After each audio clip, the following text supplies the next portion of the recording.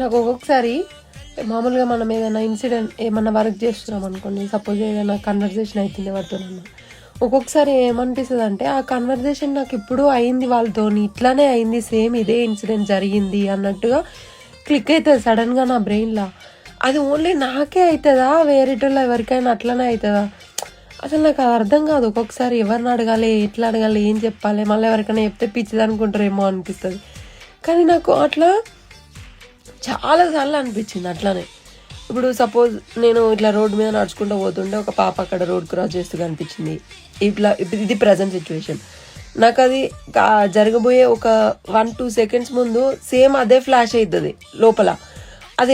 అది ఎందుకు అయిందో అర్థం కాదు. బట్ ఆ ఇన్సిడెంట్ ఎప్పుడో అయింది అని అయితే అట్లా అనిపిస్తుంది సడన్గా. మీకు ఎప్పుడన్నా అట్లా అనిపించిందా? కమెంట్ చేయండి గైస్.